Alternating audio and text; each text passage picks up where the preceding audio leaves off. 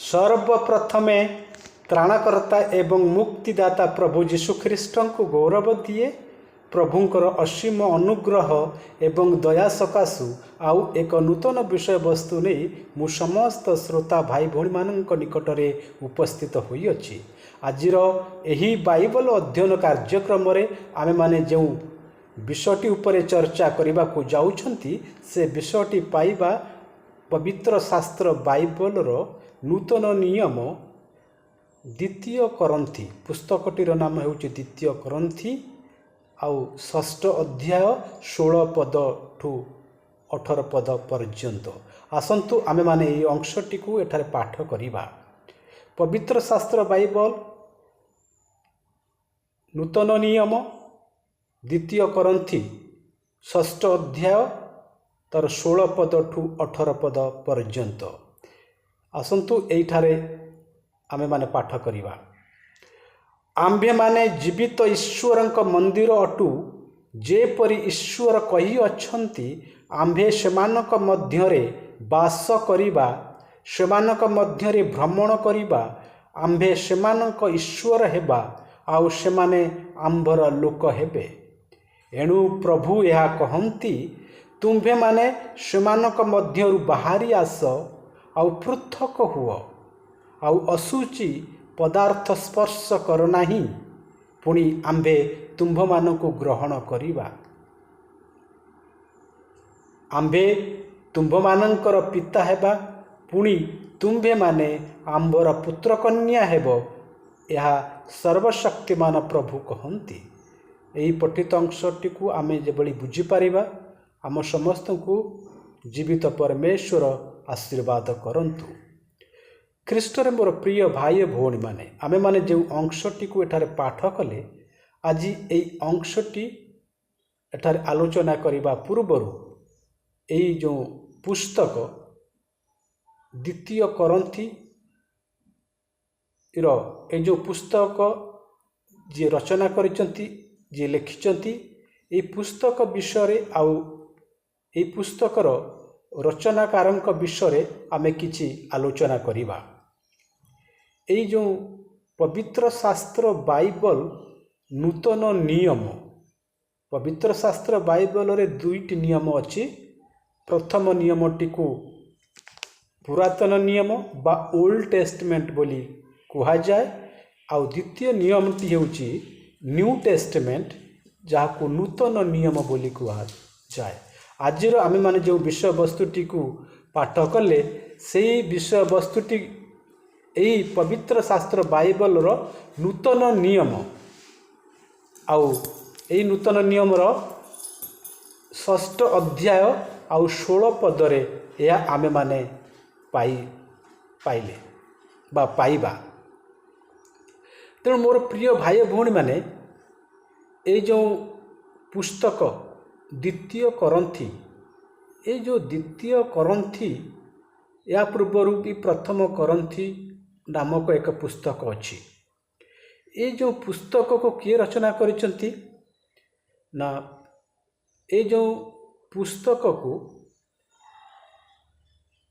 परमेश्वरंकर दास परमेश्वरंकर पवित्र आत्मांकर चालना नहीं पाउल जाकू इंग्राजी रे पॉल बोली कहती ए जो पाउल यही प्रथम करंथीय एवं द्वितीय करंथीय नामक दुईटी पत्री जाकू लेटर बोली कहा जाए इंग्राजी रे ये दुईटी पत्री से करंथी रे थिबा ख्रीष्टीय विश्वासी विश्वासिनी मानंकु बा करंथी रे थिबा सेही ख्रिस्टियन मंडली को चर्च को ये जो पत्रीटी ये जो लेटर से लिखुचंती। ये जो करंथी द्वितीय करंथी या केतेबेले लेखा जाइतिला ये द्वितीय करंथी टी 55 बा 56 ख्रीष्टाब्द रे लेखा जाइतिला। ये जो द्वितीय करंथी इरो जो पुस्तकटी आमे पाठ कले आ से विषय आम जो आलोचना करने को जाऊँगी ये पुस्तकटर बैकग्राउंड आम मु आपण मानक कहूँ ये पुस्तकटी किए लिखिथिला केउठारु लेखा जाइथिला केबे लेखा जाइथिला यार संबंध इतिहास विषय मु आपण को कहूँ ख्रीष्टाब्द 55 बा 56 समय 55-56 एडी ख्रीष्टाब्द 55-56 ख्रीष्टाब्द रे मेसिडोनिया रु पाउल परमेश्वर का दास पाउल जहाँकर पूर्वर नाम थिला साउल से पाउल यही पत्री को लिखुचंती कहाँ पाखकू ना करंथी बोली एक सहर ये करंथी कौन ये इतिहास आपण पढ़िबे मु आपण को कौन कल्पित कल्पनारू कहानी कहूनी आज्ञा करंथी बोली गोटे जगह थिला ग्रीस देश रे ये जो ग्रीस देश क्यों महादेश रे आज्ञा यूरोप महादेश रे ग्रीस देश रे एक प्रोविंस थिला मान राज्य थिला से राज्य को ये जो राज्य मु आपन को कहूँ से राज्य रे कौन है ना से राज्य रे यही करंथी नामक एक सहर थिला ये हूँ ग्रीस देश आ यूरोप महादेश रे आज्ञा यूरोप महादेश रे आउ से जो राज्य से राज्यर नाम कौन थिला अखाया बुझी पारुचंती यूरोप महादेश रे ग्रीस देश रे और अच्छाया बा अखाया बोली कही पारंती अखाया बोली जो राज्य रे करंथी नामक एक सहर थिला सेई सहर रे जो ख्रीष्टीय विश्वासी माने चर्च रे थिले सेई मानक निकट को ये जो पाउल पत्र लिखुचंती ये जो पाउल क्यों देशर लोक आज्ञा ये जो पाउल से तारसस बोली गोटे बड़ सहर सिटी से एशिया माइनर या मिली था आज्ञा एशिया महादेशर आउ तुर्की बोली गोटे देश अच्छी तुर्की आपन जानते तुर्की से तुर्की देश रे तारसस नामक एक सहर रु पाउल से कौन लिखुचंती ना यूरोप महादेश रे थिबा ग्रीस देश रे करंथी रे जो चर्च बा मंडली अच्छी ख्रीस्टियन लोक माने रहउचंती सेमानक निकट को बा विश्वासी मानक निकट को से पत्र लिखुचंती आज्ञा बुझी पारुचंती तेणु ये इतिहास विषय आज्ञा ये बाइबल रे जो नाम सब लिखा जाइछि ये कल्पित कल्पनार कहानी नुहे बा ये कल्पनार स्थान नुह बा ये कल्पना करी कौन देश विदेश सहर नाम लिखा जाइनी आज्ञा आपण जदि करंथी विषय जानिया चाहिए आपण गूगल रे टाइप करके पढ़ी पारंती लिखि पारंती ये जो यूरोप महादेश रे ग्रीस एक देश थिला ये ग्रीस देश रे करंथी नामक एक सहर थिला ये करंथी ये जो करंथी आज्ञा एट दैट टाइम करंथी was a great cosmopolitan Greek city थिला जो ग्रीक रो लोक माने जो ग्रीक साम्राज्य विस्तार होइतिला आम विश्व रे पृथ्वी रे से समय आज्ञा कौन है ना ये जो करंथी बोली स्थान एक जो सहर ये हूँ एक कस्मोपोलिटियन ଗ୍ରୀକ୍ ସିଟି ସେଥିରେ ହେଉଛି କ'ଣ ନା ଇଏ ଆଖାୟା ବୋଲିକି ଏକ ରାଜ୍ୟରେ ଇଏ ଯେଉଁ କରନ୍ତି ସିଟି ଅବସ୍ଥିତ ଥିଲା।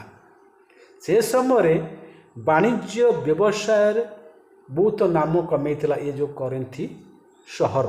ଏ ଯେଉଁ କରନ୍ତି ନାମକ ସହର ବାଣିଜ୍ୟ ବ୍ୟବସାୟ କଳା ସଂସ୍କୃତି ଆଉ ବିଭିନ୍ନ ଧର୍ମର ଉତ୍ପତ୍ତି ଧାର୍ମିକ ସମ୍ବନ୍ଧୀୟ ବିଭିନ୍ନ ପ୍ରକାର ତତ୍ତ୍ୱ ଆଉ ବିଭିନ୍ନ ପ୍ରକାର ବିକଶିତ କଳା ସଂସ୍କୃତି ଆଇନ କାନୁନ ସାମ୍ରାଜ୍ୟ ଧର୍ମ ବିଷୟରେ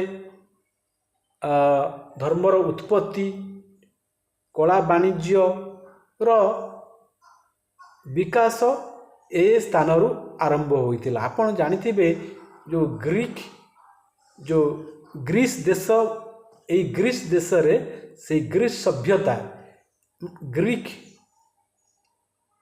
ଲୋକମାନେ ବା ଏଇ ଯେଉଁ ଗ୍ରୀସ୍ ଦେଶ ସେ ସମୟରେ ୟୁରୋପରେ ସେ ସଭ୍ୟତାର ବିକାଶ ବହୁତ ଜୋରସୋରରେ ହୋଇଥିଲା। ଆଜ୍ଞା ଏ କଥା ଆପଣ ଜାଣିଥିବେ।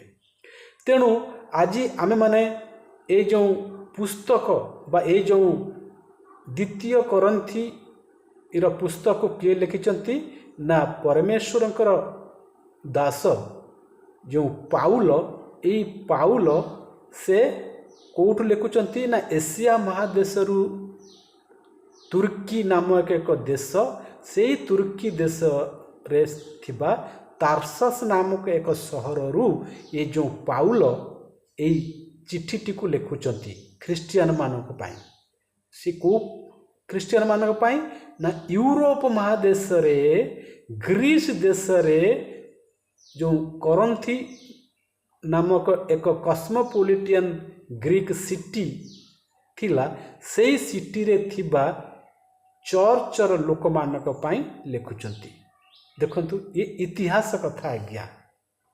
ବାଇବେଲ ଏ ହିଷ୍ଟ୍ରି ଇତିହାସ କଥା ଏ କଳ୍ପିତ କଳ୍ପନାର ବିଷୟ ନୁହଁ ଏ କାଳ୍ପନିକ ବିଷୟ ନୁହଁ ଆଉ ଏ ଇତିହାସ।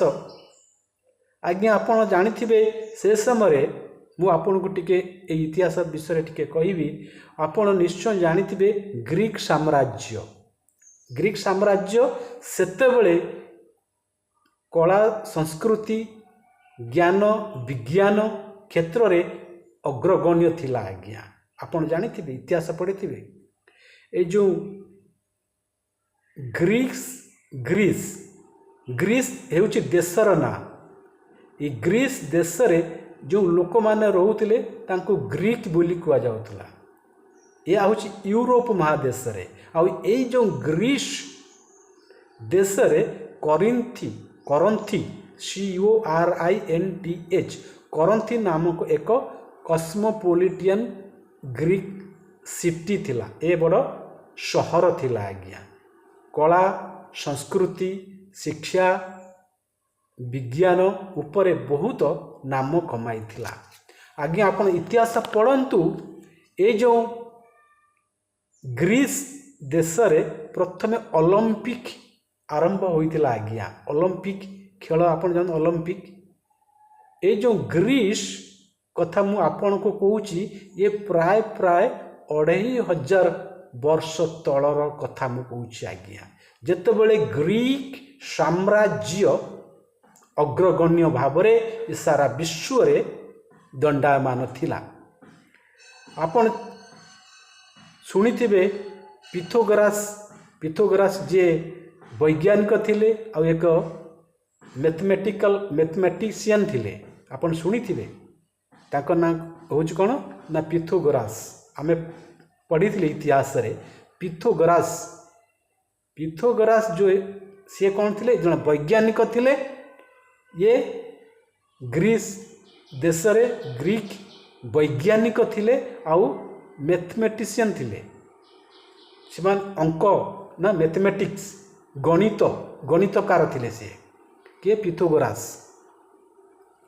ଆଉ ଆପଣ ଯେଉଁ ଜିଓମେଟ୍ରି जो आमर मैथमेटिक्स गणित आउ गणित ज्योमेट्री जमिति आमे करिथांती ना आमे गणित जे पिला आमे माने जे दशम नवम रे पढ़िता बेले गणित करती ज्योमेट्री ना ज्योमेट्री ज्यामिति बोलती कहती ना ज्यामिति ज्योमेट्री जो से जो ज्यामिति गणित ये हूँ तार विशारद थिले किए ना पिथागोरास।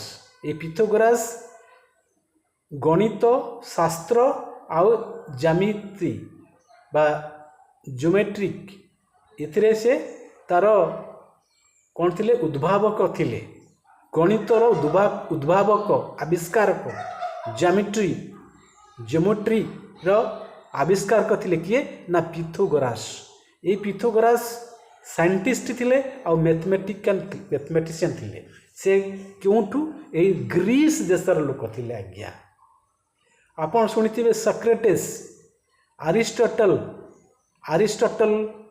सक्रेटिस प्लेटो ये नाम शुणिथिबे ना माने दार्शनिक थिले माने ग्रीक दार्शनिक थिले फिलोसोफर थिले सेतेबेले ग्रीस देशरे एमाने स्थान समाज उच्च रे थिला।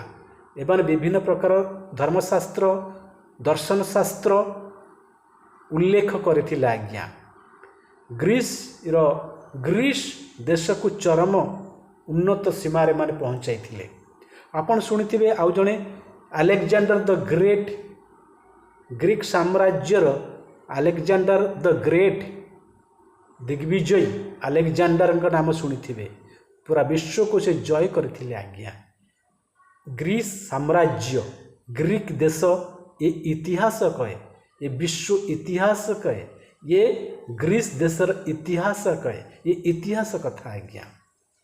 मु एक सब कहीं कहूँ ना आपण माने जानी पारिबे बाइबल रे जहाँ सब लिखा जाए इतिहास संबंधित बा इतिहास विषय लिखा जाए कौन कल्पना काल्पनिक विषय लिखा जाए ना कहानी मन गढ़ाणिया कहानी ये बाइबल रे लिखा जाए ना। आपन जदि बाइबल पढ़िबे जानी पारिबे जो शहर जो गाँ जो स्थान नाम लिखा जाए से स्थान आज रही किंतु अन्य संप्रदायर शास्त्र मानकरे जो स्थान जो विषय लिखा जाए तार कौन इतिहास प्रमाण नहीं आज्ञा। तेणु एठारे आमे जो पढ़ुचंती कि प्रथम करंथिय ये जो विषय या को किए लिखिथिले ना पाउल लिखिथिले। ये जो पाउल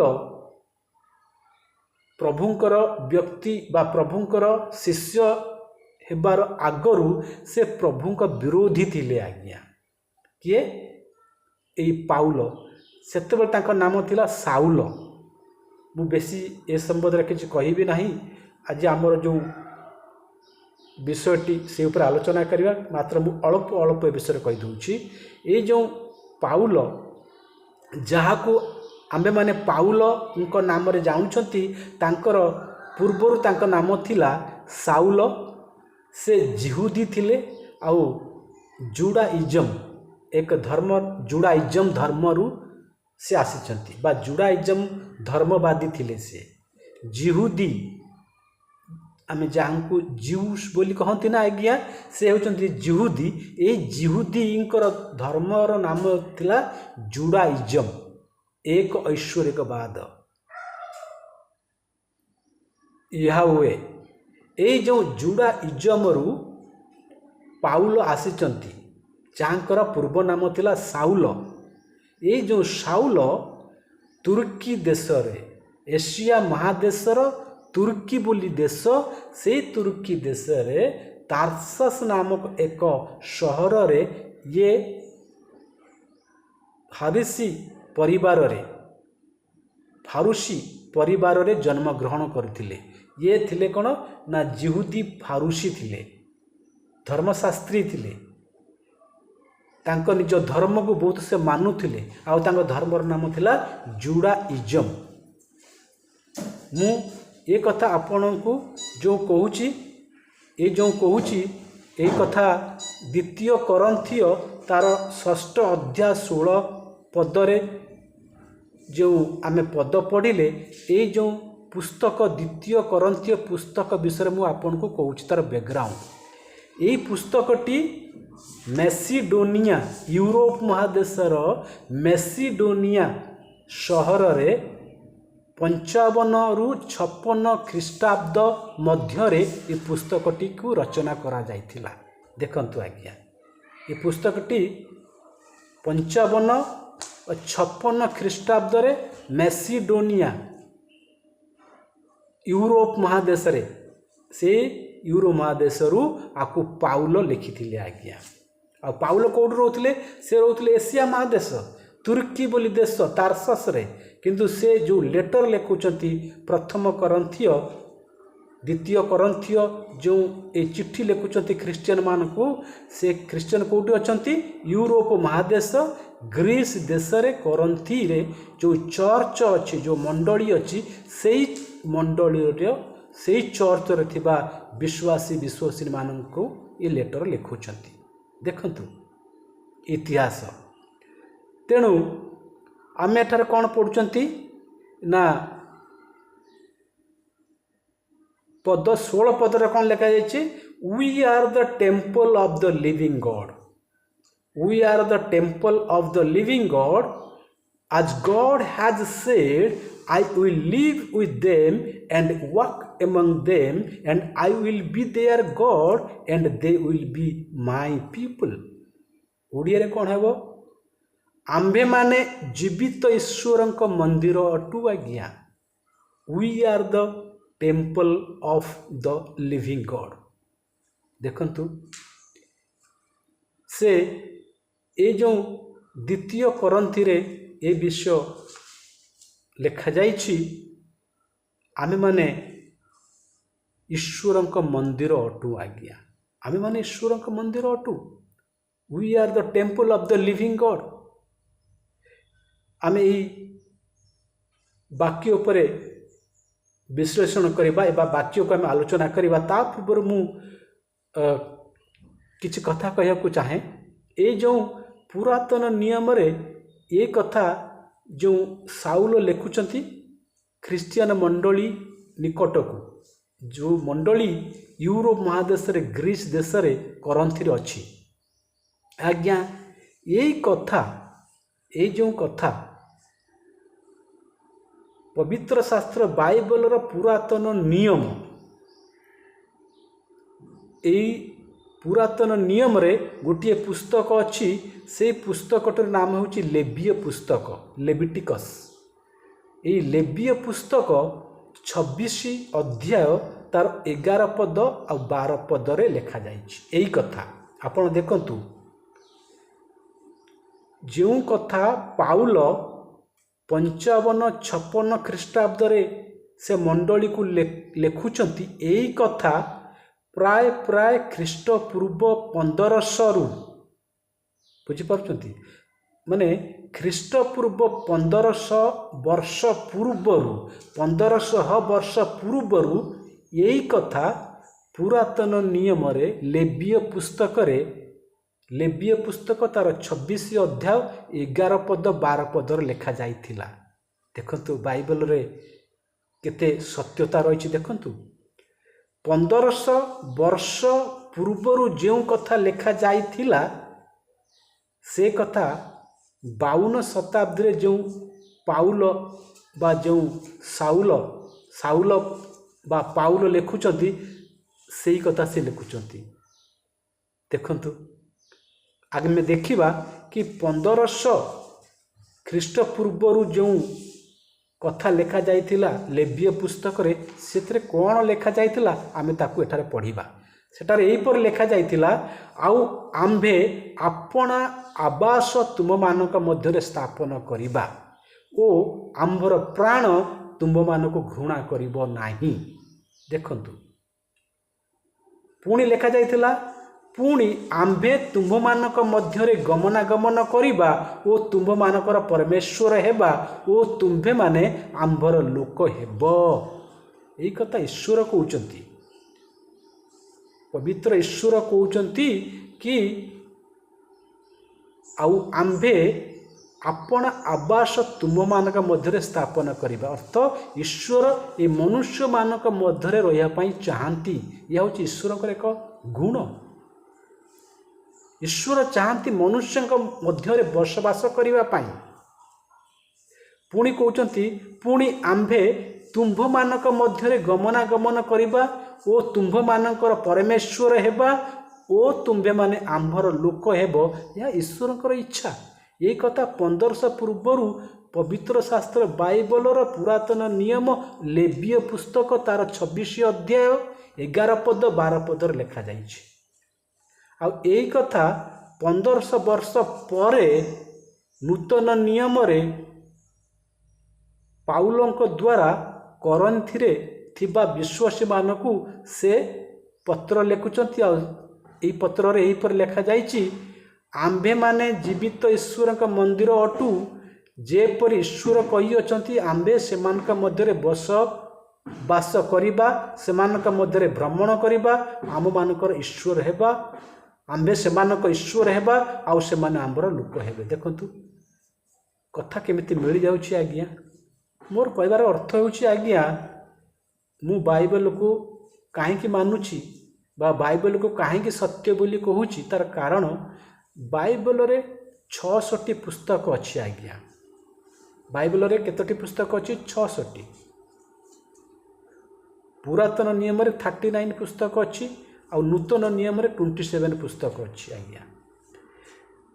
यही भिन्न भिन्न पुस्तक भिन्न भिन्न लेखकंक द्वारा भिन्न भिन्न स्थान रे भिन्न भिन्न समय रे लेखा जाइतिले मध्य एक जनकर लेखा अन्य लेखक लेखा सहित मिशुची संपर्क अच्छी आज्ञा। देखंतु एइथिपाई मु पवित्र वाक्य बाइबल को माने आ बाइबल को पवित्र बोली कहे। काहेकि ना बाइबल लेखा जाई दिबा 66 पुस्तक एक आरके मिशु जाउछि, एक आरके मिशुची आ समस्त पुस्तक जनक विषय लिखा जाइछि बा जनक विषय साक्ष्य देउछि। से जनक हेउचंती प्रभु जीशु ख्रीष्ट। बुझी पारुचंती मु काहेकि बाइबल को माने बा बाइबल को काहेकि सत्य बोली लोक कहंती। तार अर्थ बाइबल रे थिबा 66 पुस्तक भिन्न भिन्न समय भिन्न भिन्न स्थान भिन्न भिन्न व्यक्ति 1500 1600 2000 2500 रो फरक अच्छी विभेद अच्छी। के काकू देखी नांती, के काकू जो स्थान रे जने लेखक लिखुची ताठू हजार हजार कोश दूर से माने सेटारे अछंती। तेणु भिन्न भिन्न स्थान रे थाई सुधा भिन्न भिन्न समय रे हेले मध्य भिन्न भिन्न समय भिन्न भिन्न स्थान हेले मध्य से जो विषय लिखुचंती से समस्त कथा मिसी जाउछि।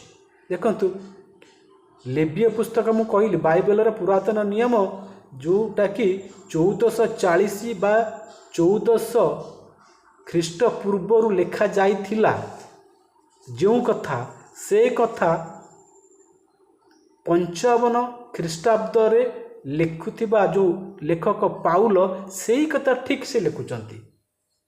टिके अलगा नहीं, समान कथा। ये केमिति मिसुची आज्ञा? देखंतु ये आश्चर्य नुहे कि आज्ञा? आपण निजे चिंता करी देखंतु केते आश्चर्य कथा। 1500 तले जणे लेखक से कोठी लिखुचंती, से लिखुचंती कोठी? से आफ्रिका रे थिबा मिस्र देश रे से अछंती। देखंतु मिस्र रो से लिखुचंती। मिस्र देश रे आफ्रिका महादेश रे से सेटार लिखुचंती।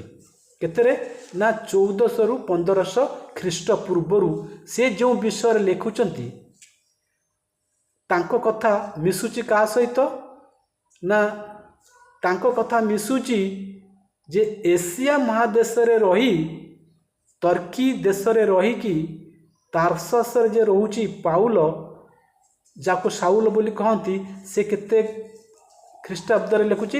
55 ଠୁ 56 ଖ୍ରୀଷ୍ଟାବ୍ଦରେ ସେ ଯେଉଁ କଥା ଲେଖୁଛନ୍ତି ତାଙ୍କ ସହିତ ଇଏ ମିଶି ଯାଉଛି। ଯେଉଁ କଥା 1500 ଖ୍ରୀଷ୍ଟ ପୂର୍ବରୁ ଲେଖା ଯାଇଥିଲା ସେ କଥା ଆଜି 55 ମାନେ 55 ଖ୍ରୀଷ୍ଟାବ୍ଦରେ ଲେଖା, ଯାହାକି ପାଉଲଙ୍କ ଦ୍ୱାରା ଲେଖାଯାଇଥିଲା, ଭିନ୍ନ ସ୍ଥାନରେ ରହିକି ସେ କଥା ସେ ଆଜି ମିଶି ଯାଉଛି। ଏଇଥିପାଇଁ ଏହାକୁ ମୁଁ ପବିତ୍ର ବାଇବଲ କହେ ବା ଏହାର ନାମ ପବିତ୍ର। ଏଇଥିପାଇଁ ଏହାର ନାମ ପବିତ୍ର ବାଇବଲ ଲେଖାଯାଇଛି। ଏ ପବିତ୍ରତା ଅଛି, ସତ୍ୟତା ଅଛି। ଦେଖନ୍ତୁ, ଏଇଭଳି ବାଇବଲରେ ଥିବା 66ଟି ପୁସ୍ତକ ଏକ ଆରକେ ଜଣଙ୍କର କଥା ଲେଖୁଛନ୍ତି, ତାହା ହେଉଛି ପ୍ରଭୁ ଯୀଶୁଖ୍ରୀଷ୍ଟଙ୍କ କଥା। ପ୍ରତ୍ୟେକ ଲେଖକଙ୍କ କଥା, ପ୍ରତ୍ୟେକ ଲେଖ ଏକ ଆରକରେ କଥାକୁ ମିଶି ଯାଉଛି। ଏଇଥିପାଇଁ ଏ ବାଇବଲ ହେଉଛି ସତ୍ୟ ଆଉ ପବିତ୍ର ବାଇବଲ। ବୁଝିପାରୁଛନ୍ତି ମୋ କହିବା କଥା? ତେଣୁ ଏ ବିଷୟରେ ମୁଁ ଆଉ କିଛି କହିବିନି। ଆମେ ବିଷୟବସ୍ତୁକୁ ଏପର୍ଯ୍ୟନ୍ତ ଯାଇନାହାନ୍ତି ଆଜ୍ଞା, ଆମେ ବିଷୟବସ୍ତୁକୁ ପ୍ରବେଶ କରିବା, ବିଷୟବସ୍ତୁରେ ପ୍ରବେଶ କରିବା। ତେଣୁ ଆମ ବିଷୟବସ୍ତୁଟିର ଆଜି ନାମ ହେଉଛି କ'ଣ ନା, ଆମ୍ଭେମାନେ ଜୀବିତ ଈଶ୍ୱରଙ୍କ ମନ୍ଦିର ଅଟୁ ଆଜ୍ଞା। We are the temple of the living God. ଆମେ ଯେଉଁ ଅଂଶଟିକୁ ଏଠାରେ ଆଲୋଚନା କରିବାକୁ ଯାଉଛନ୍ତି, ଏହି ବିଷୟଟିର ନାମ ହେଉଛି we are the temple of the living God. ଆମ୍ଭେମାନେ ଜୀବିତ ଈଶ୍ୱରଙ୍କ ମନ୍ଦିର ଅଟୁ। ଏହି କଥା ଜୀବିତ ପରମେଶ୍ୱର ପ୍ରଚାର କରୁଛନ୍ତି, ଘୋଷଣା କରୁଛନ୍ତି।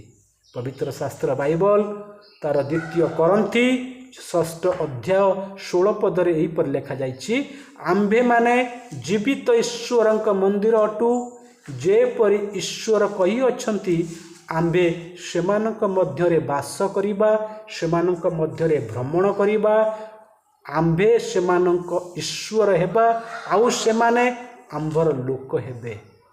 ଏଣୁ ପ୍ରଭୁ ଏହା କହନ୍ତି, ତୁମ୍ଭେମାନେ ସେମାନଙ୍କ ମଧ୍ୟରୁ ବାହାରି ଆସ, ଆଉ ପୃଥକ ହୁଅ, ଆଉ ଅଶୁଚି ପଦାର୍ଥ ସ୍ପର୍ଶ କର ନାହିଁ, ପୁଣି ଆମ୍ଭେ ତୁମ୍ଭମାନଙ୍କୁ ଗ୍ରହଣ କରିବା। ଦେଖନ୍ତୁ, ପ୍ରଥମେ ଆମେମାନେ ଜୀବିତ ଈଶ୍ୱରଙ୍କ ମନ୍ଦିର ଅଟନ୍ତି ଆଜ୍ଞା। ପ୍ରତ୍ୟେକ ମନୁଷ୍ୟ, ପ୍ରତ୍ୟେକ ବ୍ୟକ୍ତି ଆମେମାନେ ଈଶ୍ୱରଙ୍କ ମନ୍ଦିର ଅଟନ୍ତି ଆଜ୍ଞା। ଆଜି ଖ୍ରୀଷ୍ଟିଆନ ମାନେ ଗିର୍ଜା ଘର କରିବାରେ ଲାଗିଛନ୍ତି।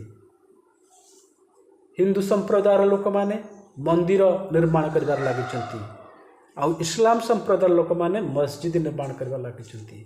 ବୌଦ୍ଧ ସମ୍ପ୍ରଦାୟର ଲୋକମାନେ ବୌଦ୍ଧ ସ୍ତୂପ, ଜୈନ ସମ୍ପ୍ରଦାୟର ଲୋକମାନେ, ଏଇଭଳି ଭିନ୍ନ ଭିନ୍ନ ସମ୍ପ୍ରଦାୟର ଲୋକମାନେ ସେମାନଙ୍କର ମନ୍ଦିର, ମସଜିଦ, ଗିର୍ଜାଘର କରିବାରେ ଲାଗିଛନ୍ତି ଆଜ୍ଞା, ଈଶ୍ୱରଙ୍କୁ ସେଇ ସ୍ଥାନରେ ରଖିବା ପାଇଁ। କାରଣ ସେମାନେ ଈଶ୍ୱରଙ୍କ ପାଇଁ ଗୃହ ନିର୍ମାଣ କରୁଛନ୍ତି, ଏହି ମନ୍ଦିର ନିର୍ମାଣ କରନ୍ତି। ଆଜି ଦେଖନ୍ତୁ, ଆଜି ସ୍ଥାନେ ସ୍ଥାନେ ସମସ୍ତ ଯଦି ଆପଣ ଦୃଷ୍ଟିପାତ କରିବେ, ମନୁଷ୍ୟମାନେ ଭିନ୍ନ ଭିନ୍ନ ସମ୍ପ୍ରଦାୟର ଲୋକମାନେ ସେମାନଙ୍କର ଆସ୍ଥା ଅନୁସାରେ, ବିଶ୍ୱାସ ଅନୁସାରେ ମନ୍ଦିର, ମସଜିଦ, ଗିର୍ଜାଘର କରିବାରେ ଲାଗିଛନ୍ତି। କିନ୍ତୁ ଈଶ୍ୱର କ'ଣ କହନ୍ତି ଆଜ୍ଞା? ଈଶ୍ୱର କହୁଛନ୍ତି, ତୁମ୍ଭେମାନେ ଜୀବିତ ଈଶ୍ୱରଙ୍କ ମନ୍ଦିର ଅଟ। ଆମ୍ଭେମାନେ, we are the temple of the living God. ମୁଁ ଏବଂ ଆପଣମାନେ ସମସ୍ତ ମନୁଷ୍ୟମାନେ, ଆମେମାନେ କ'ଣ? ଆମମାନଙ୍କ ଶରୀର ହେଉଛି ଈଶ୍ୱରଙ୍କ ମନ୍ଦିର ଆଜ୍ଞା। ମୁଁ ଏବଂ ଆପଣମାନଙ୍କ ଶରୀର ବା ମୋର ଶରୀର ଏବଂ ଆପଣମାନଙ୍କ ଶରୀର ଈଶ୍ୱରଙ୍କର ମନ୍ଦିର ଅଟନ୍ତି ଆଜ୍ଞା। ଆମେମାନେ ଈଶ୍ୱରଙ୍କ ମନ୍ଦିର ଅଟନ୍ତି ଆଜ୍ଞା। ତେଣୁ ଈଶ୍ୱର ସେ ମନୁଷ୍ୟଙ୍କ ନିର୍ମିତ ମନ୍ଦିରରେ ବାସ କରିବା ପାଇଁ ପସନ୍ଦ କରନ୍ତି ନାହିଁ ଆଜ୍ଞା। ଈଶ୍ୱର ମନୁଷ୍ୟ ହାତ ଦ୍ୱାରା ନିର୍ମିତ ମନ୍ଦିର, ମସଜିଦ, ଗିର୍ଜାଘରେ रहिबा पई से पसंद करती नहीं। से पसंद करती जीवित परमेश्वर पसंद करती तांको द्वारा तांको हस्त द्वारा निर्मित मंदिर रे वास करिया पई। जीवित परमेश्वर हस्त द्वारा निर्मित मंदिर किए आज्ञा आपण चिंता करी देखंतु। आपण शरीर मोर शरीर को बा आपण मानकु आउ मते ए समग्र मनुष्य जाति को किए निर्माण करचंती? से ईश्वर निर्माण करचंती आज्ञा। से जीवित ईश्वरंकर हस्त मते एवं आपण मानकु निर्माण करिसंती। मु एवं आपण माने बा ए समस्त मनुष्य हेउचंती से जीवित ईश्वरंकर मंदिर रहिबा स्थान आज्ञा। परमेश्वर आरंभरू मु आपन को एक सीक्रेट कथा कहबी आज्ञा, गोपनीय कथा कहबी। आपण कौन जानती से सीक्रेट कथा कौन? ईश्वरंकर बड़ इच्छा आज्ञा कि से मनुष्य मानक मध्यरे रहिबा को भल पाती। ए बड़ सीक्रेट। आपण साधु मुनि ऋषि ज्ञानी मान पचारि कि देखंतु, निजे आप चिंता करी देखंतु, धर्मशास्त्र पढ़ंतु, आपण जानि परिबे एक सीक्रेट कथा होउची स्वर्गस्थ जीवित ईश्वरंकर गोटे बड़ लक्ष्य इच्छा होउची से तांको हस्त द्वारा यही निर्मित मनुष्य मानक मध्यरे बसवास करिया पई चाहती आज्ञा। आमे माने ईश्वर घर मु एवं आपण माने मु एवं आपण मानक शरीर मोर शरीर एवं आपण मानक शरीर होउची ईश्वर मंदिर आज्ञा, ईश्वर घर आज्ञा। आमर परिचय कौन? मोर परिचय कौन? आपण मानकर परिचय कौन? ये समस्त मनुष्य जाति सेमानकर परिचय कौन आज्ञा? आमे माने होउचंती ईश्वरंकर गोटिए गोटिए मंदिर आज्ञा। ईश्वरंक पई एक काठरे निर्मित, पत्थर निर्मित, इटारे निर्मित मंदिर से आवश्यक करती नहीं। से मंदिर से रहिया को चाहती नहीं जो मंदिर मनुष्य माने निर्माण करिसंती।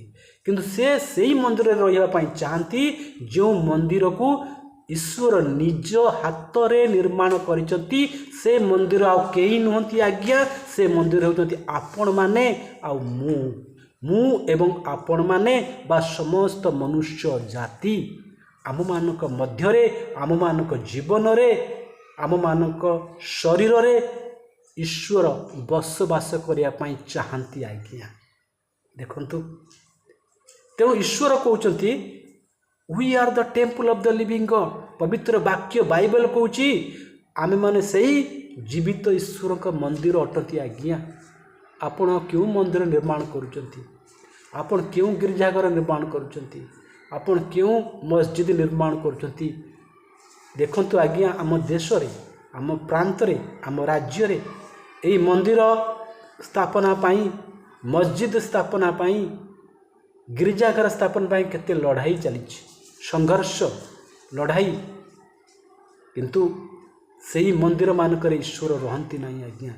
ईश्वर को इच्छा तांको से निजे जो मंदिर निर्माण करचंती, ईश्वर निजे जो मंदिर निर्माण करचंती से मंदिर से बसवास करिया पई चाहती। से मंदिर आउ केही नुहे, से मंदिर होचंती ए मनुष्य समाज। आपण माने मु निजे बा मोर शरीर एवं आपण मानक शरीर, आपण मानक जीवन आउ मोहर जीवन, ए मनुष्य जीवन रे ईश्वर बसवास करिया पई चाहते। He wants to dwell in अस।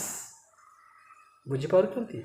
ईश्वर चाहूचंती, ईश्वर चाहंती, तांकर आशा कि ए समस्त मनुष्य माने निज हृदय से मानकु प्रदान करंतु।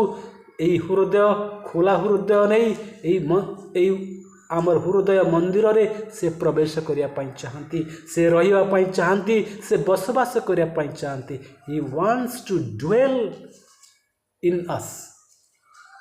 से आम मानक मध्यरे वास करिया पई चाहती आज्ञा। से कहते मु तुम्हार ईश्वर हेबी, मु तुम सहित वास करी आ तुम्हें माने मोर लोक हेब। कितना सुंदर कथा, केते सुंदर कथा, केते सुंदर विचार आज्ञा। देखंतु ये कथा पवित्र शास्त्र बाइबल लिखा जाइए आज्ञा। आउ कौन लिखा जाए 17 पदरे, Therefore come out from them and be separate, says the Lord। एणु प्रभु यह कहती, तुम्बे माने सेमानक मध्यरु बाहरी आस आ पृथक हुओ आउ अशुचि पदार्थ स्पर्श कर नहीं आज्ञा। ईश्वर तांको हस्त द्वारा निर्मित मंदिर जे मु एवं आपण माने आम मानक मध्यरे हृदय मंदिर रे से बास करिया पाई हेले आम मानकु पवित्र रहिबाकु हेबो आज्ञा।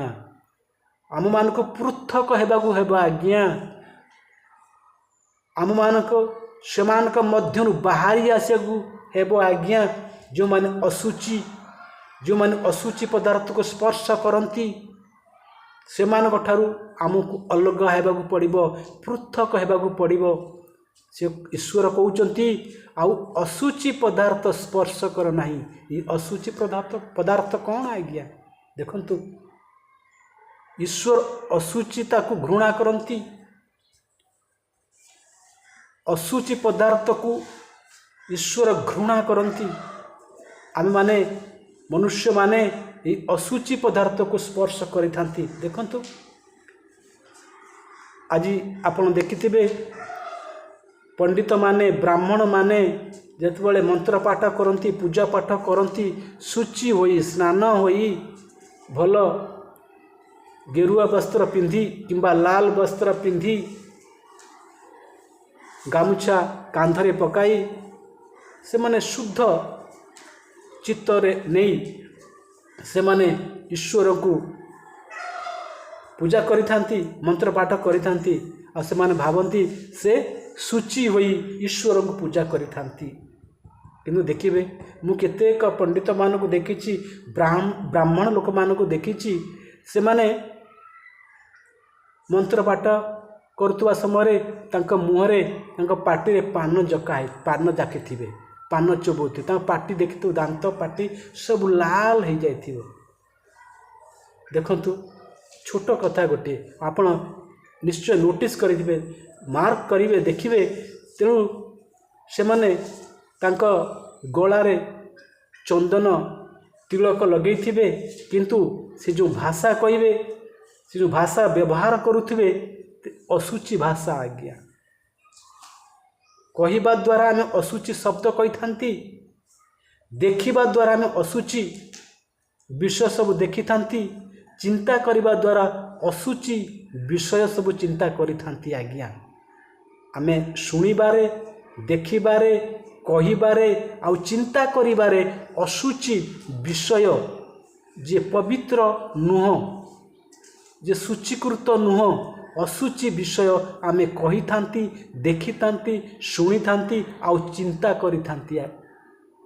आपण बुझी पारुचंती? किंतु ईश्वर कहउचंती अशुचि पदार्थ स्पर्श कर नहीं। देखंतु पंडित माने, ब्राह्मण माने जो माने मंत्र पाठ कर ईश्वर को संतुष्ट करने पर चाहती, निजको पवित्र बोली कही थांती, से माने तांको मुहरे पान चुबई चुबई तांको मुह जेभली पाटी रे देखिबे लाल जमती मन हेबो कि माने वो मनुष्य को चुबई की आसीचंती, रक्त पूरा पाटी रे रक्त भली तांको पाटी लाल लाल देखा जाउथिबो। जो शब्द व्यवहार करुवे अशुचि शब्द व्यवहार करुवे, जो चिंता करुवे, जो चिंतार कथा तांको हृदय बाहरी आसुथिबो ता अशुचिकर विषय होय आज्ञा। आ कार्य तो छाड़, कहीं ना से कार्य जा करिथांती से कार्य से माने जानती बा आपण माने भी जानी थांती बा आम समस्त जानिछंती। तेणु ता कौन सब शुचिकर विषय कि आज्ञा? ये सब अशुचि विषय आज्ञा, ये सब अशुचि। आपण आज्ञा देखंतु आमे ईश्वर केमिति आम हृदय को आसीबे आज्ञा? आम अशुचि पदार्थ आमे स्पर्श करुचंती आज्ञा। पान खाउचंती, सिगारेट पिउचंती, बीड़ी पिउचंती, गुटखा खाउचंती, ये कौन सबू शुचि कर विषय की आज्ञा? ईश्वर वाक्य कहे अशुचि पदार्थ को स्पर्श कर नहीं। ଲୋକ ମଦ୍ୟପାନ କରୁଛନ୍ତି, ମଦ୍ୟପାନ କରି ମନ୍ଦିରକୁ ଯାଉଛନ୍ତି, ମଦ୍ୟପାନ କରି ପୂଜା କରୁଛନ୍ତି, ପାନ ଖାଇକି ସିଗାରେଟ୍ ପିଇ ଗୁଡ଼ାକୁ ଘଷି। ଆଜ୍ଞା ଇଏ ମନ୍ଦିର ପରା, ଆପଣଙ୍କ ଶରୀର ମୋର ଶରୀର ଇଏ ମନ୍ଦିର ପରା ଆଜ୍ଞା।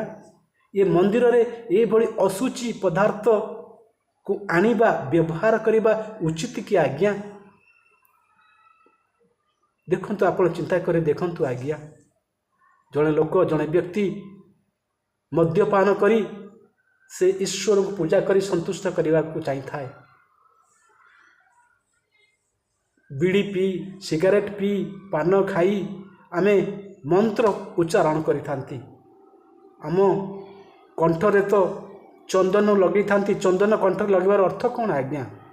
ଆମର ଭାଷା ମୃଦୁଶୀଳ ହେବା ଉଚିତ, ଆମର ବ୍ୟବହାର ଭଦ୍ରର ବ୍ୟବହାର ହେବା ଉଚିତ।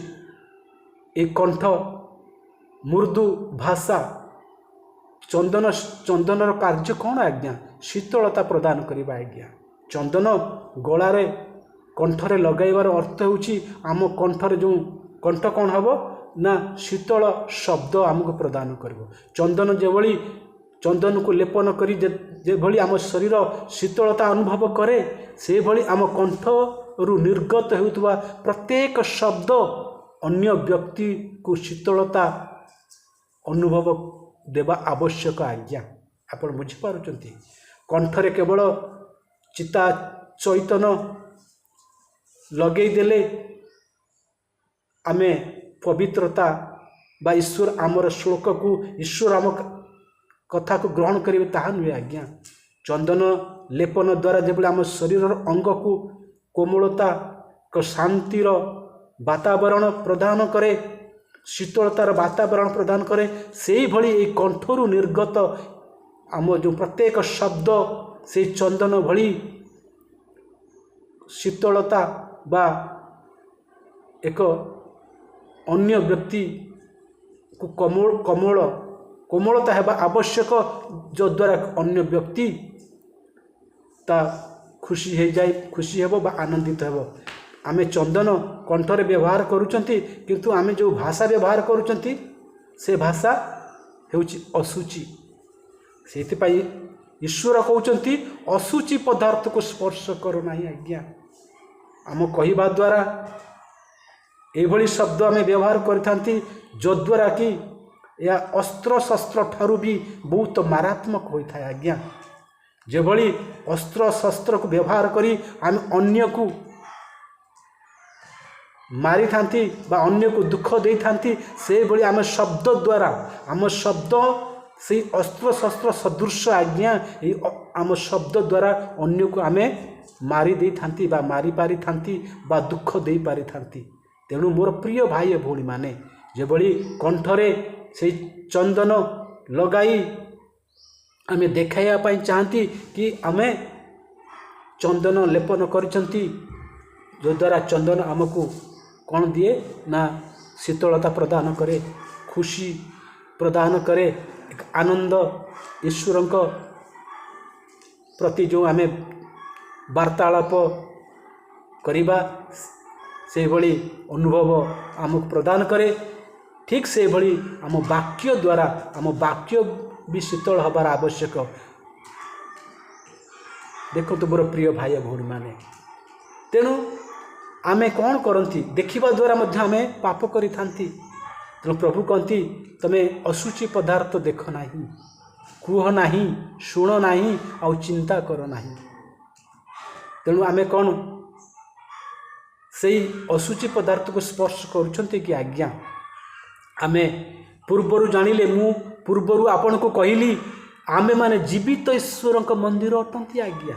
ଆଉ ଈଶ୍ୱର ଏଇ ଜୀବିତ ମନ୍ଦିରରେ ତେବେ ରହିବେ ଯେବେ ଆମେମାନେ ଅଶୁଚି ପଦାର୍ଥ ସ୍ପର୍ଶ କରିବା ନାହିଁ ଆଜ୍ଞା। ଦେଖିବା ଦ୍ୱାରା, ଶୁଣିବା ଦ୍ୱାରା, କହିବା ଦ୍ୱାରା, ଚିନ୍ତା କରିବା ଦ୍ୱାରା, କରିବା ଦ୍ୱାରା ଆମେ କୌଣସି ଅଶୁଚି ପଦାର୍ଥକୁ ସ୍ପର୍ଶ କରିବା ନାହିଁ କି କରିବା ନାହିଁ। ତେବେ ଯାଇ ଈଶ୍ୱର ଏହି ମନ୍ଦିରକୁ ଆସିବେ ଆଜ୍ଞା। तेबे जाई आम मानक शरीर से जीवित ईश्वर मंदिर हेब आज्ञा।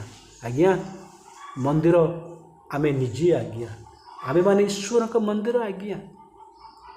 जदि आपण मानकू किए पचारे कि आपण माने किए, आपण परिचय कौन, आपण मने रखंतु आज्ञा मोर एवं आपणकर परिचय गोटे आज्ञा। से परिचय होची आमे ईश्वर घर। ईश्वर आम शरीर में बास करती। God lives in our lives.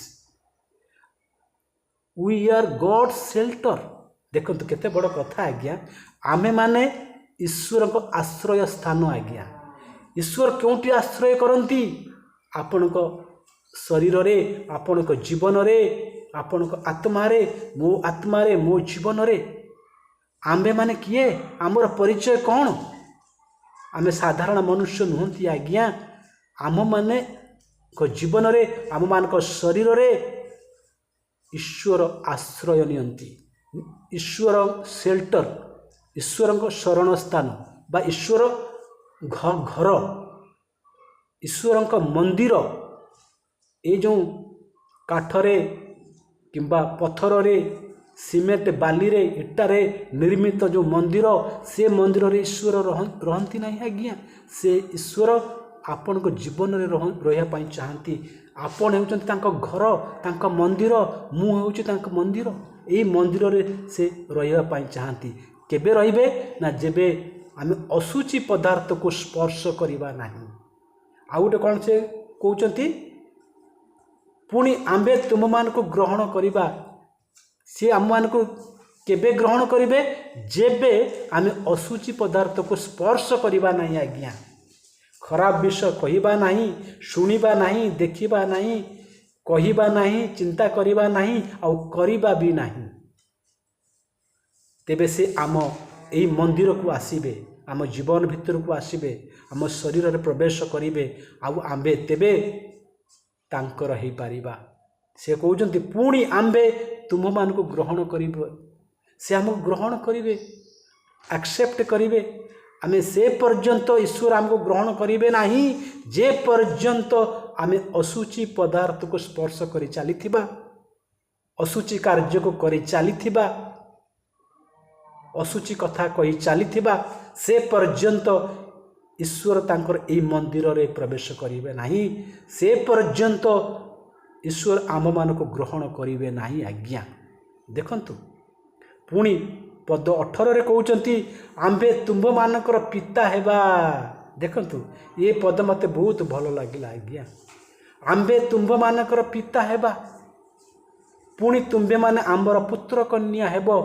यह सर्वशक्तिमान प्रभु कहंती, प्रभु कथा कहंती। से प्रभु कौन कहउचंती? आंबे तुंभ मानकर पिता हेबा। से आम मानक बापा, आमे तांको बापा कहिबा।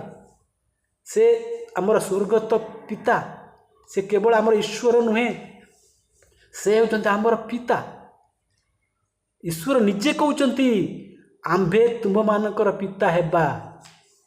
केतेबेले से हेबे आम मानकर पिता ना जेतेबेले आम असुचि पदार्थ स्पर्श करिबा नहीं, असुचि कार्य करिबा नहीं, असुचि कथा चिंता करिबा नहीं, तेबे से आमको ग्रहण करिबे। केवल ग्रहण करिबे नहीं, से आम मानकर पिता हेबे। आमे तांको बापा कही संबोधन करिबा। से आमर पिता। आपण पिता पुत्रर केमती संपर्क जानिछंती आज्ञा। से आमर पिता, ईश्वर होचंती आमकर पिता हेबे। पुणी कौन कहउचंती तुम्भे माने आंबर पुत्र कन्या हेबो। We are the children of God.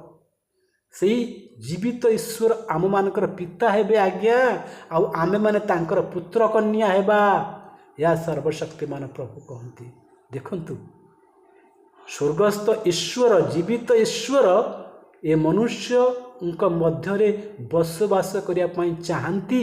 ये मु कहली ना एक गोपनीय कथा, सीक्रेट कथा। ये ईश्वर को हृदय को जे जानिची से कथा कहि पारिबो आज्ञा। से जानी पारिबो आज्ञा। जे ईश्वर सहित कथोपकथन करू नाही बा ईश्वर इच्छा कौन जे जानी नाही, जे ईश्वर सहित आलाप करू नाही, से जानी पारिबो नाही ईश्वर कौन हृदयर इच्छा। ये ईश्वर को इच्छा है आज्ञा से चाहती मो सहित रही ईश्वर चाहती आपण सहित रही ईश्वर चाहती प्रत्येक लोक मान सहित रही ये हूँ ईश्वर को इच्छा आज्ञा आउ से केमिति आम मान सहित रे ना आमे असुचि पदार्थ को स्पर्श न करिबा नहीं असुचि कार्य करिबा नहीं पाप करिबा नहीं असुचि चिंता करिबा नहीं तेबे जाइकी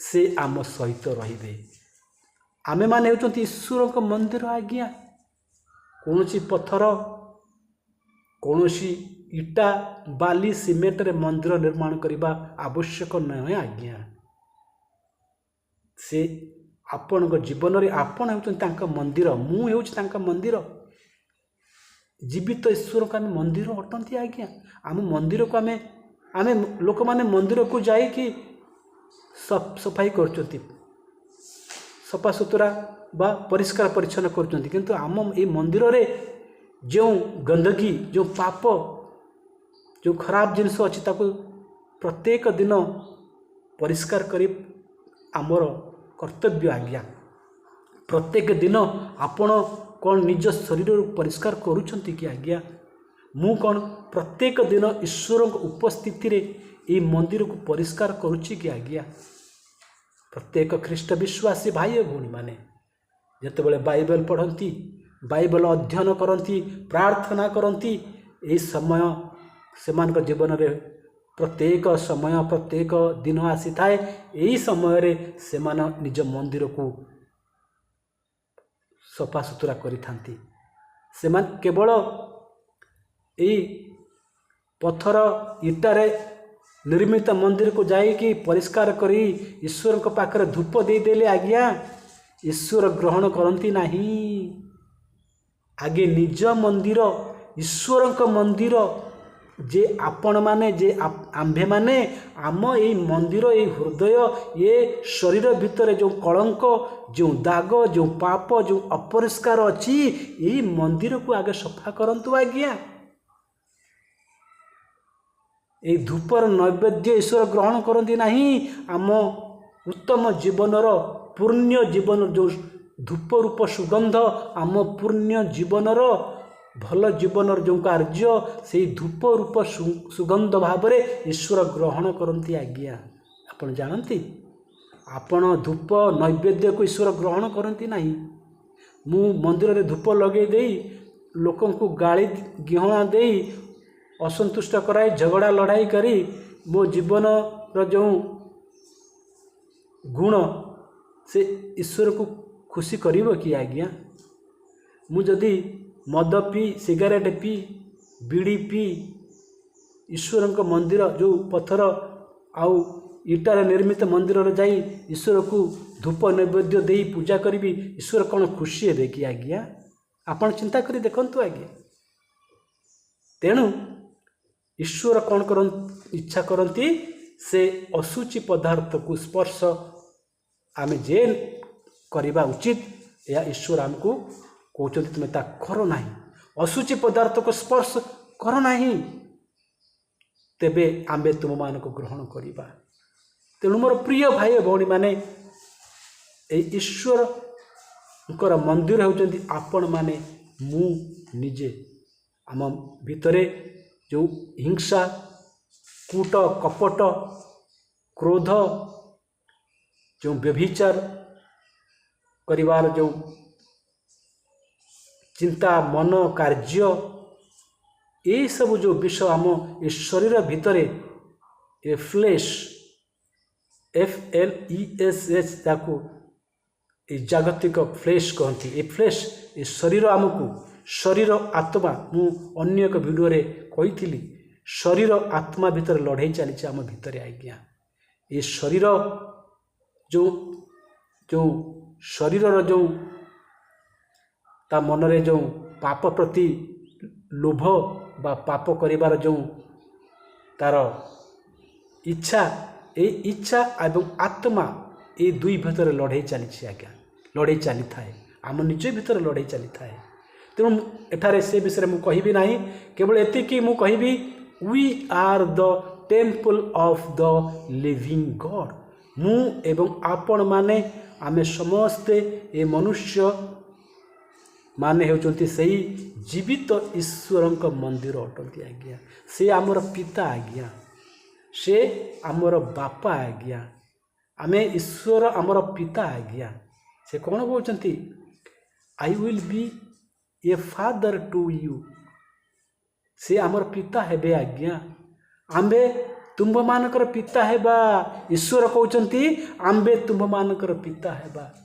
ए ईश्वर को आमे देखी नाहंती, से ईश्वर निजे कहते कि आमे जो ईश्वर को आमे देखी पारु नाहंती, जो ईश्वर को आमे खोजुचंती, लोक माने खोजुचंती ईश्वर को, किंतु एठारे ईश्वर निजे कहते आम्बे तुम मानकर पिता हबा, आमे तुम मानक मध्यरे रहिबा, तुम्हे माने आमर लोक हेब। देखंतु आमे ईश्वर को लोक हेबा, पुत्र कन्या हबा, तांकर पुओ झियो आज्ञा। We are the children of God. God अर्थ ईश्वर। ए गॉड को ए ईश्वर को संस्कृत रे कौन कह जाए? ब्रह्म। तेणु से ईश्वर कौन कहते तुम्हें आम मानकर पुत्र कन्या हेब, आमे माने ब्रह्म को संतान, जे से जीवित ईश्वर को ग्रहण करिछि, से जीवित ईश्वर संतान मु एवं आपण माने। तेणु जेते जन से ईश्वर संतान होइछंती से माने समस्ते कौन कहते ना ब्राह्मण। तेणु आमे समस्ते ब्राह्मण, समस्त लोक ब्राह्मण हो पारिबे आज्ञा। समस्त लोक ब्राह्मण हो पारिबे केमिति? जदि मु एवं आपण माने से जीवित ईश्वरंकर पुत्र कन्या आमे हो Paribas. If you and I become the children of God, जदि मु एवं आपण माने ए जीवित ईश्वरंकर पुओ झियो हो पारिबा, तेबे आमे कौन हो पारिबा? ब्रह्मंक संतान, ईश्वरंक संतान। ईश्वरंक संतान आमर कौन कहे? संस्कृत लिखा है ब्रह्म जानती ब्राह्मण। जी ब्रह्म को जाने, जे ईश्वर को जाने, से होची ब्राह्मण। ब्राह्मण कूल रे ब्राह्मण परिवार रे जन्म हो गले ब्राह्मण हुंतिनी आज्ञा। जे ब्रह्म को जानती, ए विषय मु अन्य एक वीडियो रे केबे आपण मानक सहित कथाबार्ता हेबी। जी ब्रह्म को जानती से ब्राह्मण। एठार ईश्वर कौन कहते ना, जदि तुम्हें माने अशुचि पदार्थ को स्पर्श करिब नाही, अशुचि विषय चिंता करिब नाही, अशुचि कार्य करिब नाही, आम्भे ईश्वर कहते। ईश्वर कौन कहते? जदि ए लोक माने अशुचि पदार्थ स्पर्श करती नाही, बा जदि करिबे नाही, आ अशुचि चिंता करिबे नाही, अशुचि कार्य करिबे नाही, तेबे आम्बे तुम्भ मानक ग्रहण करिबा। पुणी कहते आम्बे तुम्भ मानकर पिता हबा, पुणी तुम्बे माने आम्बर पुत्र कन्या हेब, पुओ झियो हेब। यह सर्वशक्तिमान प्रभु कहती। अर्थ आमे माने ईश्वर संतान, ईश्वर को आमे जानिलु। तेणु आमे माने ईश्वर को जानी आमे ब्रह्म को संतान हेलु, ब्राह्मण हेलु। तेणु जी से सत्य ईश्वर मंदिर होई अछि, आ जहाँक जीवन रे से सत्य ईश्वर वास करती, जहाँक ठारे से सत्य ईश्वर बसवास करती, तेणु से सत्य ईश्वर आमको ग्रहण करती। आमे तांकर पुओ झियो, आ से आमर पिता अटंती आज्ञा। तो पुत्र कन्या माने पितांक ठारे कथा कहवा, संपर्क रखा केमिति संपर्क थाए? पुत्र कन्या सहित पितांक बा पिता पुत्र कन्या मध्य किभली संपर्क थाए आज्ञा? आपण देखिथिबे घरे आपण निज पुओ झीओं सहित किभली संपर्क रखि थांती। से संपर्क आम्भे माने ईश्वर सहित रखिबा पई ईश्वर चाहंती। देखंतु देखंतु बुझी पारुचंती? तेणु आम्भेमानଙ୍କର ପରିଚୟ ହେଲା ସେହି ଜୀବିତ ଈଶ୍ୱରଙ୍କର ଆଶ୍ରୟସ୍ଥଳ ବା ଆମ ଜୀବନରେ ଆମେମାନେ ଜୀବନରେ ସେ ଈଶ୍ୱର ରହନ୍ତି। ଆମେମାନେ ଈଶ୍ୱରଙ୍କ ମନ୍ଦିର ଆଜ୍ଞା। ଏଇ ମନ୍ଦିର ଆଜ୍ଞା, ଏ ମନ୍ଦିର ଚାଲୁଛି, ଏ ମନ୍ଦିର ଖାଉଛି, କଥା କହୁଛି, ଚିନ୍ତା କରିପାରୁଛି, ବୁଝିପାରୁଛି, ଈଶ୍ୱରଙ୍କୁ ଡାକି ପାରୁଛି, ଈଶ୍ୱରଙ୍କ ଆଶ୍ଚର୍ଯ୍ୟ କାର୍ଯ୍ୟକୁ ବୁଝିପାରୁଛି। ଦେଖନ୍ତୁ କେତେ ବଡ଼ କଥା, କେତେ ଖୁସିର କଥା ଆଜ୍ଞା। We are the temple of the living God. से जीवित ईश्वरंकर मु एवं आपण माने होचंती मंदिर। मु एवं आपण माने ये समस्त मनुष्य ईश्वरंकर से जीवित ईश्वरंकर मंदिर अटंती आज्ञा। टेम्पल अटंती, मंदिर अटंती। एवं मोर एवं आपण मानक परिचय कोन ना ईश्वरंको आमठारे वास करिवार स्थान बा आमे ईश्वरंको घर। ईश्वरंको घर कोठी आज्ञा थाए? ईश्वर घर होची आपण मानक ठारे बा आपण निजे, मु निजे होचती ईश्वरंको घर, ईश्वरंको आश्रय स्थल, ईश्वरंको मंदिर। एई मंदिर रे ईश्वर बसवास करिया पई चाहंती आज्ञा। या ईश्वरंकर एक गोपनीय कथा मु आपन को आज कहली, एक सिक्रेट कथा कहली। ईश्वर से आपणक ए मनुष्य जीवन रे, आम मानक जीवन रे बसवास करिया पई he want to live, he want to, we are his shelter. से जीवित ईश्वरंकर आम माने शेल्टर, निवास स्थान, ईश्वरंक घर होउचंती आम मानक जीवन, आम मानक शरीर आज्ञा। आज्ञा मु आपन को दुईटी विषय कहबी ता पाइबा पवित्र शास्त्र बाइबल जोहन लिखित तार 2 अध्याय 19 पद टू 21 पद। जीशु से मानक उत्तर देले, तुम्बे माने एई मंदिर को विनाश कर, आउ 3 दिन मध्यरे मुता तोड़ी देवी। आज्ञा जते बेले प्रभु जीशु ख्रीस्ट ए संसार रे मनुष्य भाव रे थिले, सेते बेले जिहुदी, फारूसी, धर्मशास्त्री मानक सहित बहुत जुक्ति तर्क हुए बा सेमानक मध्यरे विभिन्न प्रकार आलोचना तर्क वितर्क हुए। आउ सेही शास्त्री फारूसी माने जीशु को ऊपर विभिन्न दोष लदी दियंती। जीशु ख्रीस्ट को विभिन्न दोष द्वारा से धरिया पाई, जीशु को धरिया पाई चाहूले। तेणु से समय जीशु से शास्त्री फारूसी को कहले, कौन कहले ना जीशु से उत्तर देले, तुम्बे माने ए मंदिर को विनाश कर, आउ 3 दिन मध्यरे मुता तोड़ी देवी। जीशु ख्रीस्ट तांको कहले, फारूसी शास्त्री मान कहले, ए मंदिर को तुम विनाश कर, आउ 3 दिन भितरे मुता तोड़ी देवी। सेतिरे जिहुदी माने कहले, ए मंदिर निर्माण करिबा निमंते 46 वर्ष लागी अछि। को मंदिर निर्माण आज्ञा? इस्राएल देश रे जो मंदिर जेरूशलेम रे ख्रीष्ट विश्वासी मानक पई जो मंदिर निर्माण हेतिला जेरूशलेम रे, ये मंदिर निर्माण पई 46 वर्ष लागितिला आज्ञा। तेणु से जेतेबेले जीशु कहउचंती कि तुम मंदिर को विनाश कर, आउ 3 दिन मध्य मुता तोड़ी देवी, से यही कथा उपरे जिहुदी माने कहउचंती, अरे या केमिति संभव? जो मंदिर को निर्माण करने निमंते 46 वर्ष लगी अछि, आउ तुम्हें कौन ताको 3 दिन रे तोड़ी देव? देखंतु जिहुदी माने से शास्त्री फारूसी से ज्ञानी लोक माने जीशु को कथा बुझी पारु नांती। जीशु को मंदिर कथा कहउचंती तांको? जीशु से शास्त्री फारूसी मानकू, से जिहुदी मानकू केउ मंदिर कथा कहउथिले? से पत्थर रे निर्मित मंदिर कथा कहू नथिले आज्ञा। से जीशु ख्रीष्ट को तांको निज शरीर विषय कहउथिले। से तांको मृत्यु परे से 3 दिन रे पुनरुत्थित होइथिले आज्ञा ना। से मृत्यु को परास्त करी, से मृत्यु को हराई 3 दिन रे से जी उठी थिले। से मृत्यु जय करथिले। से मृत्युंजयी ख्रीष्ट नाम परिचित।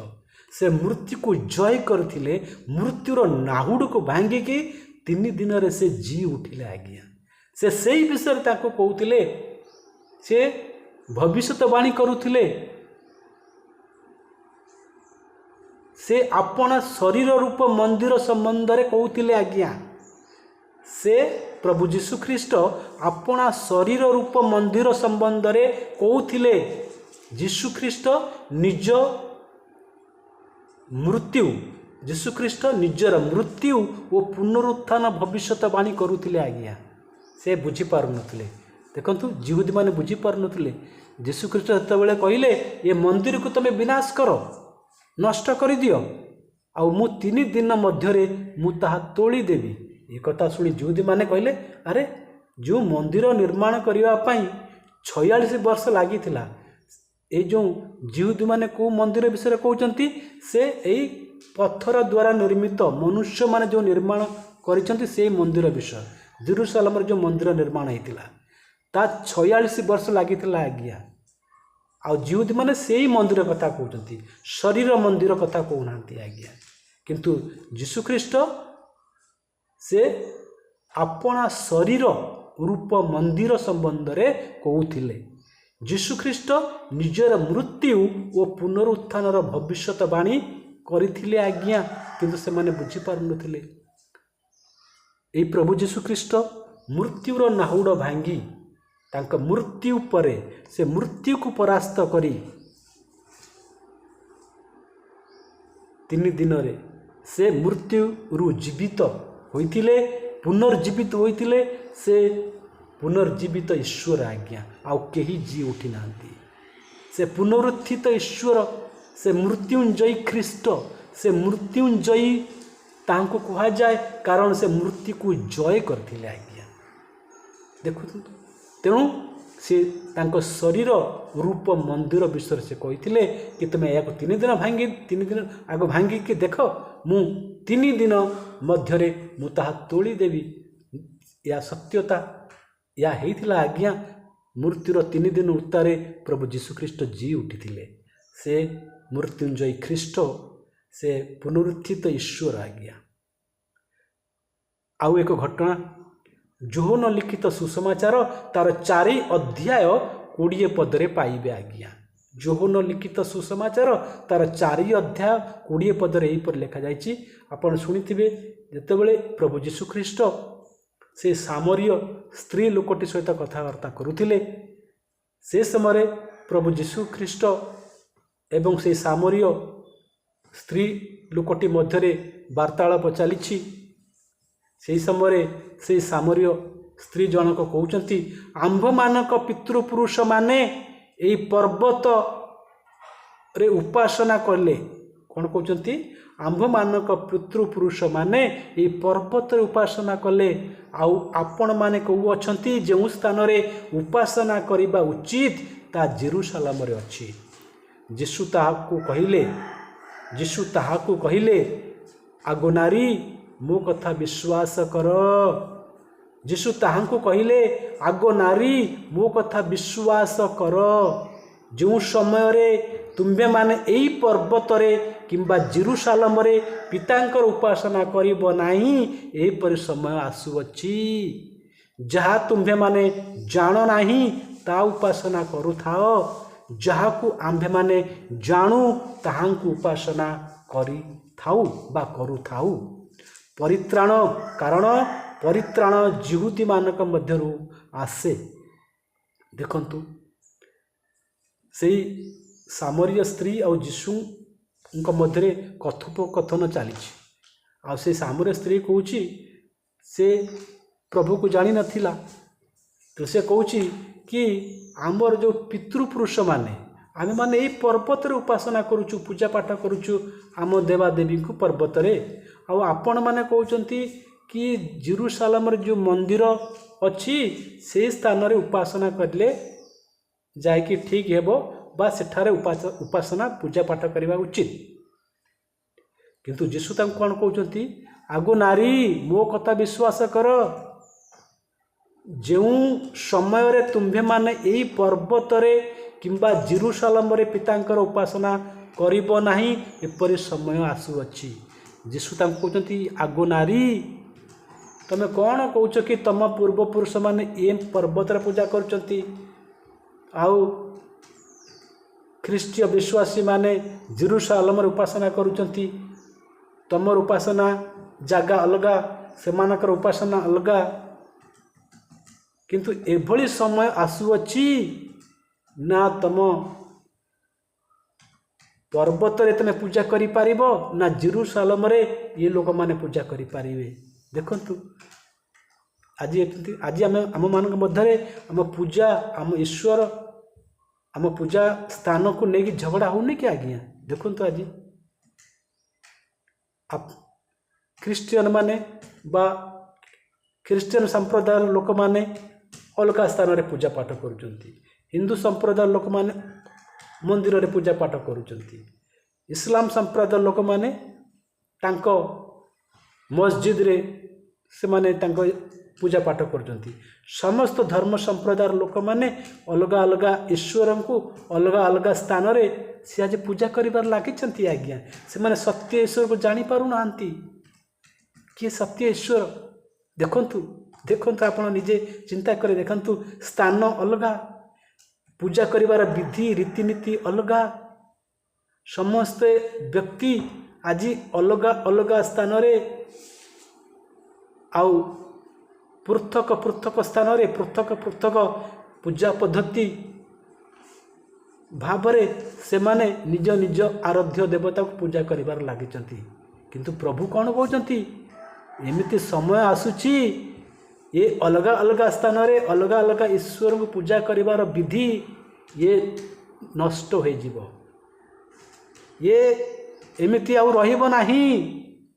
किंतु जो समय रे सत्य उपासक माने आत्मारे और सत्य रे पितांकर उपासना करिवे से पर समय आसुअछि। देखंतु मोर प्रिय भाई भौणी माने यीशु ख्रीष्ट कौन ख्रीस्टियन धर्म प्रतिष्ठा करने आसी नथिले आज्ञा। से ख्रीष्ट धर्मर संस्थापक नुहंती आज्ञा। से निजे ही ईश्वर से निजे ही सत्य ईश्वर आज्ञा। से कौन कहउचंती आजिकाली लोक से सामरीय स्त्री को बुझाउचंती आज जो तमें अलग अलग ईश्वर ठारे अलग अलग निज निज ईश्वर ठारे अलग अलग पहाड़ पर्वत रे कि जंगल रे कि नदी रे ना पूजा करिबार लागिचंती। समस्त अलग अलग ईश्वर निर्माण करिके आज्ञा ये समय आसुची ये नष्ट हो जिवो।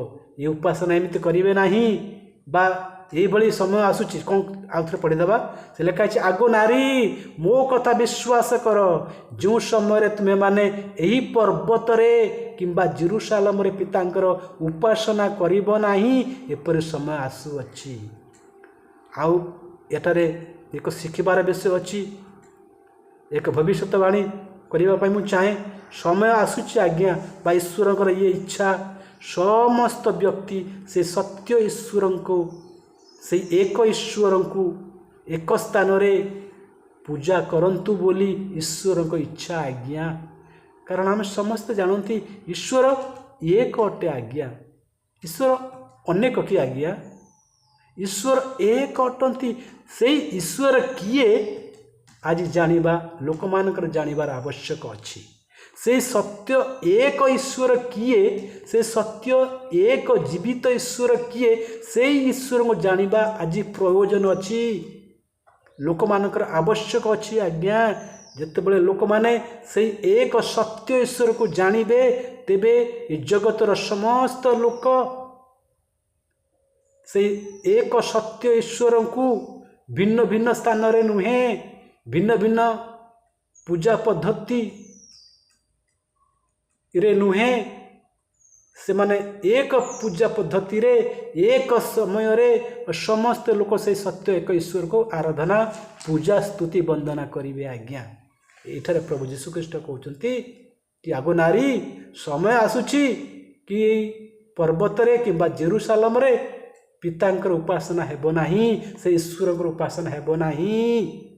एपर समय आसुअछि आज्ञा समस्त दिने बुझिबे समस्ते जानवे से सत्य ईश्वर किए आउ से सत्य ईश्वर ठारे समस्ते मिलित होई सही एक पूजा पद्धति रे से एक सत्य ईश्वर को सही एक पूजा पद्धति रे एक स्थान रे सही एक सत्य ईश्वर को समस्त मनुष्य जाति पूजा आराधना करिबो आज्ञा समय आसुछि। देखंतु प्रभु जीशु ख्रीष्ट कौन कहते किंतु जो समय रे सत्य उपासक माने आत्मारे और सत्य रे पितांकर उपासना करिवे आज्ञा से उपासना केमिति हेबो सही सत्य उपासक माने जो उपासक माने जो उपासना करती जे व्यक्ति माने जो लोक माने सत्य रे पूजा करती सत्य रे से ईश्वर को जानती सत्य उपासक माने आत्मा रे आउ सत्य रे से पितांकर उपासना करिवे आज्ञा आज जो आमे मंदिर मस्जिद गिरजा घरे जो पूजा पाठ जो स्तुति वंदना ईश्वर ठारे करूछंती आज्ञा आज्ञा ये आत्मारे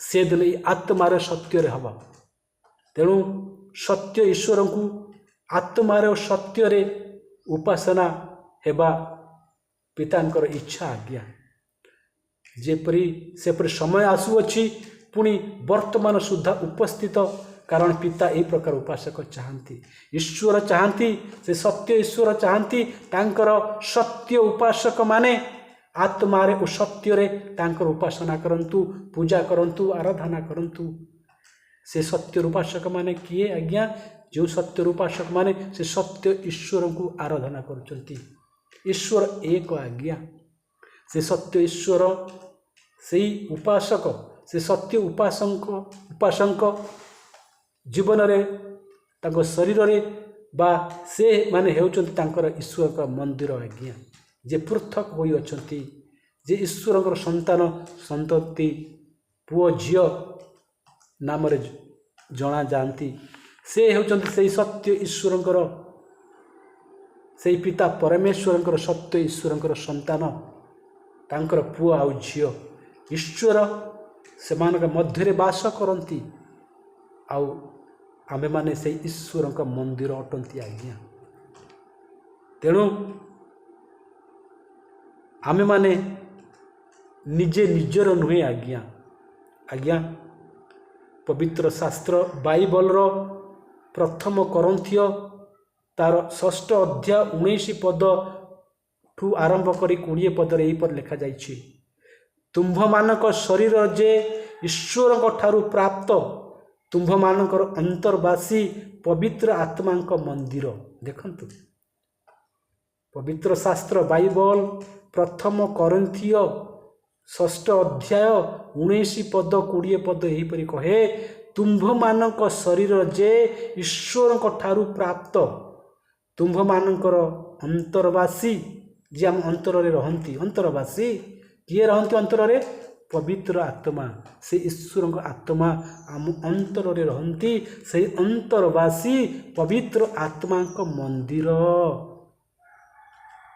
यह कौन जानो नहीं से पचारुची हे लोक माने हे जगतर लोक माने तमे कौन जानो नहीं कि तमे हेउछ से जीवंत जीवित ईश्वर का मंदिर आ से पवित्र आत्मा तुमर से मंदिर शरीर भितर वास करे आउ तुम्बे माने निज निजर नुह आमे माने निज निजर नुहंती आज्ञा आमे माने निजे निजर नुहंती आमे माने किए आज्ञा ये शरीर होची ईश्वर का मंदिर आज्ञा आमे माने हेउचंती से ईश्वर का घर मोर आपण का परिचय कौन आज्ञा आमे माने ईश्वर का घर ईश्वर को रहिबा स्थान आमे माने कौन आज्ञा आपण का परिचय कौन आपण माने मु आमे होचंती ईश्वर को घर वी आर हिज शेल्टर ईश्वर को रहिबा स्थान ईश्वर रहिबा स्थान होची मु एवं आपण मानक जीवन से आम मानक जीवन रे ईश्वर रहिबा पई चाहंती और रहंती आमे माने ईश्वर को घर अटु आज्ञा देखंतु आज्ञा केड़े सुंदर कथा। से आमर पिता, से आमर बापा, आमे तांको बापा बोली संबोधन करि परिबा। आमे माने तांकर पुओ झियो, आमे ईश्वर को संतान आज्ञा। आमे का भय करिबा? ना मृत्यु को भय करिवार अछि, ना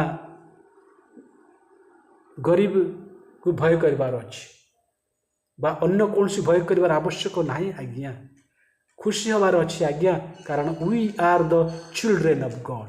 आमे से जीवित ईश्वर पुओ झियो, आमे से जीवित ईश्वर पुत्र कन्या, आउ से आमर पिता आज्ञा। से निजे कहते आम्भे तुम्भ मानकर पिता हेबा आज्ञा।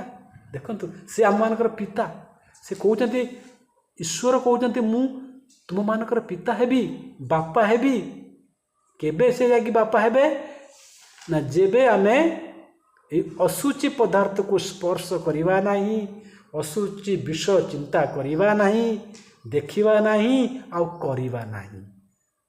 देखंतु तेबे जाइकी से जीवित ईश्वर आमे मंदिर होई परिबा, आउ से आमर पिता हेबे, आउ आमे तांकर पुत्र कन्या हेबा, आउ से आम मान को ग्रहण करिबे, से आमको एक्सेप्ट करिबे, से आम मानकर प्रभु हेबे। देखंतु तेणु मोर प्रिय भाई भौणी माने आज अधिक समय नथिबारु आमे एठारे याको समाप्ति करिबा। एबे जानि रखंतु आम्भे माने किए, आम मानकर परिचय कौन ना आम्भे माने जीवित ईश्वर मंदिर अटु। We are the temple of the living God. आउ आमे माने ईश्वर घर, ईश्वर रहिबा स्थान। आमे माने से ईश्वर से जीवित ईश्वर रहिबा स्थान अटु। प्रभु से पवित्र जीवित ईश्वर समस्त श्रोता भाई भौणी मानकु आशीर्वाद करंतु।